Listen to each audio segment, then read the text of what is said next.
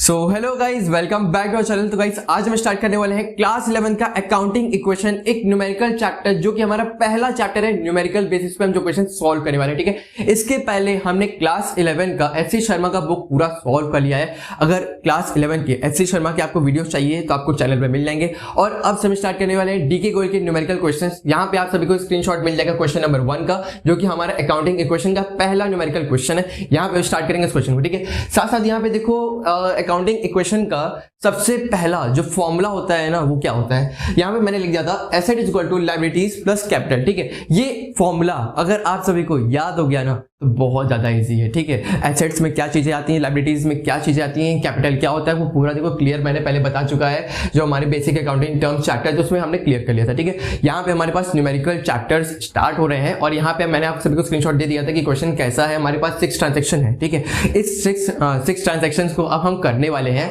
और यहाँ पे कौन कौन सी चीजें किस तरीके से ट्रीट की जा रही है ना, उस पे ध्यान देना, ठीक है। आप चाहो तो यहाँ पे फॉर्मेट खींच सकते थे, बट मैंने यहाँ पे नहीं खींचा, बहुत कॉम्प्लिकेटेड हो जाता है। यहाँ पे सिंपली मैंने चीजें लिख दी हैं जो हमारे लिए इंपॉर्टेंट है इस क्वेश्चन को लेकर के। अब इस क्वेश्चन में देखते हैं किस तरीके से हमारे ट्रांजैक्शन नोट हो रहे हैं, ठीक है। तो यहाँ पे हमारे पास सबसे पहला ही है, Sandeep started business with cash.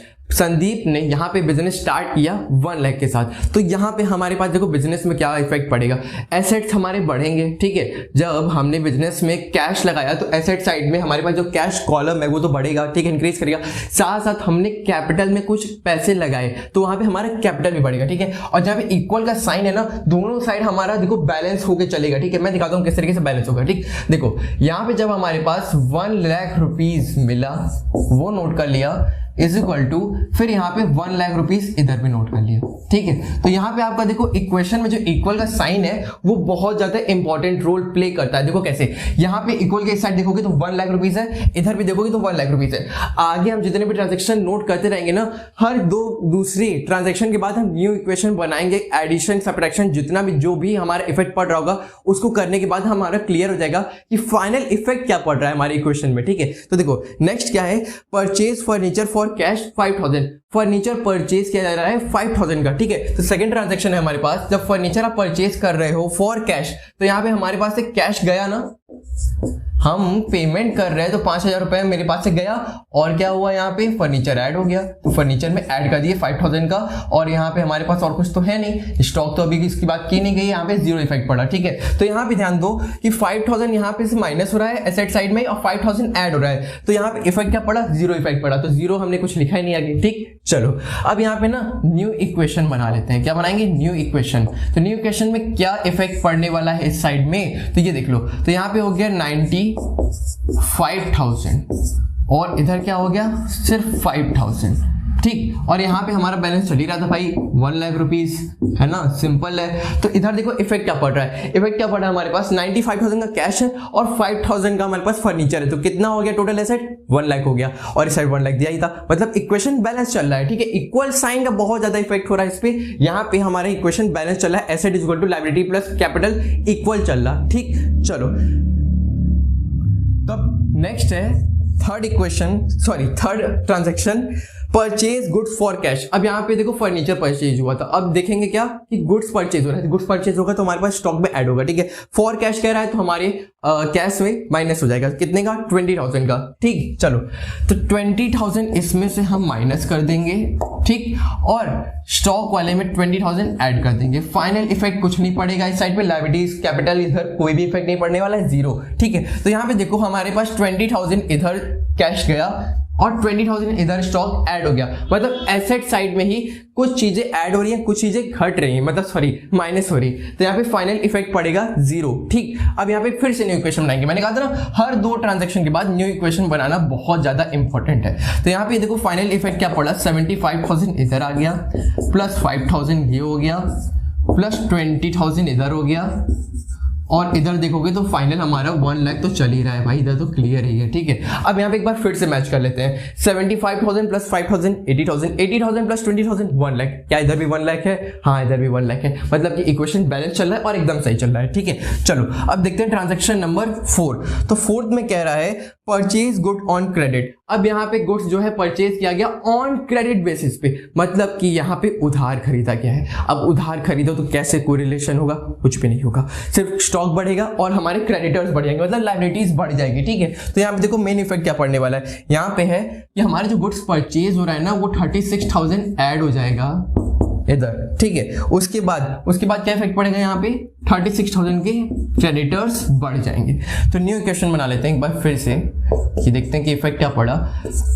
75,000 इधर हो गया प्लस 5,000 ये हो गया प्लस अब यहाँ पे कितना हो गया 56,000 इधर हो गया प्लस इक्वल टू का साइन लगा लेना 36,000 इधर और प्लस कर लेना इधर 1 लाख ये दिया हुआ है। ठीक है, आप फाइनल रिजल्ट देखोगे तो 1,36,000 इधर भी आ रहा है, 1,36,000 इधर भी आ रहा है। तो देखो अभी तक हमारा जो न्यू इक्वेशन आया था इस क्वेश्चन का वो था हमारा 75,000, 5,000, 56,000 और इधर 36,000 प्लस 1 लाख। ठीक है, अब देखो जो हमारा फिफ्थ ट्रांजेक्शन है ना, 4 तक तो हमने देख लिया। फिफ्थ ट्रांजेक्शन में क्या कह रहा है कि पेड फॉर रेंट, हमने रेंट पे किया कितने का 700। अब यहाँ पे देखो बहुत ही इंपॉर्टेंट चीज मैंने पहले बताया था कि हमारा जो ये अकाउंटिंग इक्वेशन होता है ना वो इफेक्ट हमारा दोनों साइड पड़ना चाहिए। अब देखो यहाँ पे जब हम 700 माइनस करेंगे, कैश से माइनस करोगे ना, अगर रेंट आप पे कर रहे हो तो आप पेमेंट कर रहे हो तो कैश से ही करोगे, है ना। यहाँ पे सिर्फ कैश की बात की गई तो बैंक की नहीं की गई है, तो यहाँ पे सिर्फ कैश आप अपना पेमेंट करोगे। जब कैश से पेमेंट करोगे तो सेकंड साइड हमारे मतलब इस साइड पे क्या इफेक्ट पड़ेगा वो जानना बहुत इंपॉर्टेंट है। तो देखो लायबिलिटी तो हमारी बढ़ेगी नहीं भाई, अब रेंट पे कर रहे हो तो आपकी लायबिलिटी थोड़ी है, आप तो अपने पेमेंट कर रहे हो ना, एक्सपेंसेस मतलब देखो अपने खर्चे हटा रहे हो, मतलब पे कर रहे हो, मंथली एक्सपेंसेस पे कर रहे हो, सीधी सी बात है भाई, रेंट पे किया। ठीक है, चलो अब यहाँ पे हमारा इफेक्ट क्या पड़ेगा, कैपिटल से ना माइनस होगा, लायबिलिटी नहीं बढ़ेगी तो कैपिटल से माइनस होगा। जब इधर ऐसे समझो ना, जब यहाँ से हमने 700 माइनस किया, क्या वो फर्नीचर का काम है, मतलब उससे रिलेटेड है नहीं है, स्टॉक से नहीं है, यहाँ पे लायबिलिटी से है नहीं है, तो किससे है भाई, कैपिटल से है। हमने कैपिटल से अपना माइनस कर लो ना, सीधे 700 भी माइनस हो गया। ठीक, न्यू इक्वेशन क्या बनेगा, माइनस करके देख लेते हैं। 74,300 plus 5,000 plus 56,000 is equal to ये 36,000 तो एज इट इज हो गया। ठीक है, अब यहाँ पे देख लेते कितना आएगा, 99,300।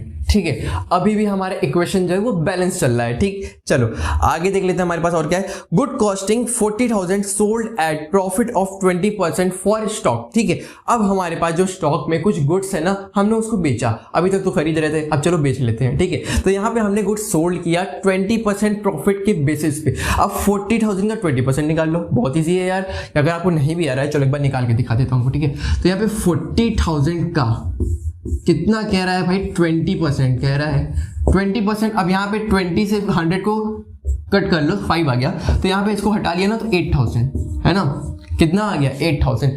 अब देखो 8,000 जो है ना वो हमारा प्रॉफिट रहने वाला है, और यहाँ पे हमारे पास गुड्स कितने के रहने वाले हैं, कितना कैश हमें मिलने वाला है, और लायबिलिटी साइड में हमारे पास कितनी चीजें ऐड होने वाली है वो देखना जरूरी है। ठीक है, हर ट्रांजैक्शन में नोट करते होगे, हर एक चीज ध्यान देते होगे तो क्या मिलता होगा, दोनों तरफ चाहे वो हम कोई भी ट्रांजैक्शन नोट कर रहे हो, चाहे वो न्यू इक्वेशन बना रहे हो, हमारा transaction asset is equal to capital plus liability same चल रहा होता है, एकदम डिट्टो टू कॉपी इफेक्ट पड़ रहा होता है दोनों तरफ पे। कोई भी नंबर, कोई भी एडिशन, कोई भी सब्ट्रैक्शन कुछ भी हम करते हैं तो दोनों साइड होता है, और इफेक्ट लास्ट में जब हमारे न्यू इक्वेशन में भी आता है ना, दोनों साइड के अमाउंट ऐड करोगे तो हमारा सेम ही आता है किसी भी कीमत पे। ठीक है, अगर सेम नहीं आ रहा है तो पक्का गलत कर रहे हो। ठीक, चलो अब यहाँ पे ना हमारे पास देखो क्या रहने वाला है, जब हमारे पास 48,000 का टोटल कैश आएगा ना तो यहाँ पे ऐड कर लेंगे। ठीक है, तो यहाँ पे हमारे पास 48,000 रुपीज कैश ऐड होगा, स्टॉक में से 40,000 रुपीज माइनस होगा। ठीक है, 48,000 रुपीज हमें मिला।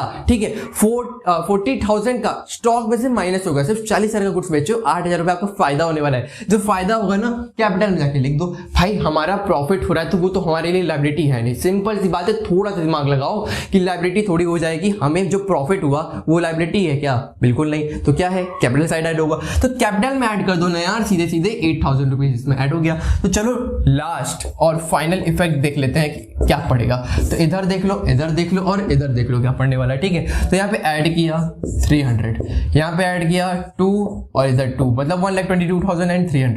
तो यहाँ ये 5,000, फिर माइनस किया इधर तो 16,000 आ गया, उसके बाद इधर 36,000 और इधर ऐड करने पे कितना आएगा 1,07,300। ठीक है, तो यहाँ पे हमारा वो फाइनल इफेक्ट क्या पड़ा वो मिल गया। ठीक है, तो यहाँ पे ये वीडियो कंप्लीट होती है। कहाँ पे आपको नहीं समझ में है या कहीं पे अभी भी डाउट हो रहा है या अगली वीडियो आपके लिए तो वो तो आती रहेगी। ठीक है, यहाँ पे जो भी ट्रांजेक्शन में ना सुनना है ना, तुरंत आप सभी कमेंट करके पूछ लेना। कोई भी डाउट हो आराम से पूछो। और क्लास 11 और 12 अगर बच्चे अगर ये वीडियो देख रहे हैं ना, तो प्लीज चैनल सब्सक्राइब करके रख लेना। क्लास 12 वालों के लिए बहुत जल्दी वीडियो आने वाली है, जो आपकी डिमांड है बहुत जल्दी पूरी होगी। ठीक है, तो फिर मिलेंगे आप सभी के साथ नेक्स्ट वीडियो में।